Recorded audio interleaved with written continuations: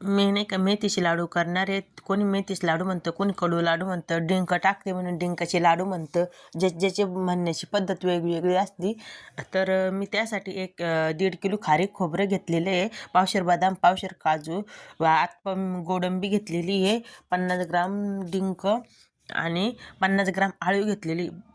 बरेचसे काय करते, गावाकडचे लोक अजून आळू टाकत नाही, पण आळू टाकलेली चांगली असते, कारण की कोणाचं ऑपरेशन शिजर पर कंबर दुखते त्यासाठी ती खूप चांगली राहते ह्या लाडूमध्ये टाकलेली.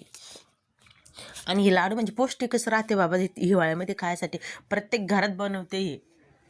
तर अगोदर मी सगळं भाजून घेतलेलं आहे. डिंक भाजून घेतलेलं आहे, गहू एक किलो गहू, 1 किलो उडदाची डाळ, तर चांगली भाजून घ्यायची गहू आणि उडदाची डाळ.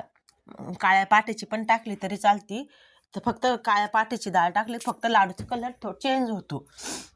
तर अगोदर मी नाही का तेल घेतलेलं आहे, तर त्यासाठी मी नाही का 3 लिटर तेल आणलेलं होतं. तर मी अंदाजेच तेल टाकलेलं, काही तेल काढून घेतलेलं होतं.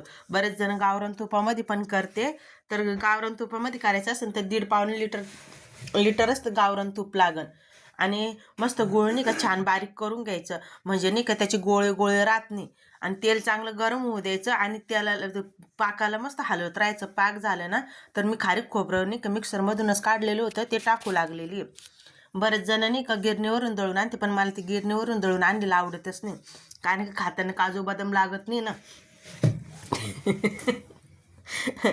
तेल गरम झाल्यानंतर मी नाही का सगळं नाही का जे बारीक करून घेतलेलं होतं तर ते टाकलं. नंतर नाही का ते सगळं परत ते नाही का 5-10 मिनटं ठेवू दिलं आणि परत नाही का हळूहळू नाही का पीठ दळून आणलेलं होतं तर असं टाकलं. ते हळूहळू हळूहळू टाकायचं, कारण ते नाही का आकसत जातं ना, तर ते आपल्याला नाही हलवायला जड जातं. चांगलं खालून घ्यायचं, कारण की खालून नाही का बरंच नाही का मटेरियल राहतं त्याच्यामध्ये. तर बरेच जण ह्या लाडूमध्ये नाही का अक्रोड टाकतं, पिस्ता टाकतं, पण आम्ही नाही टाकत. माझी आजी जशी रेसिपी बनवायची की तसंच आम्ही हे करतो आणि तेच आम्हाला आवडते. तुम्ही पण अशी रेसिपी करून बघा. झालेले आपले लाडू तयार.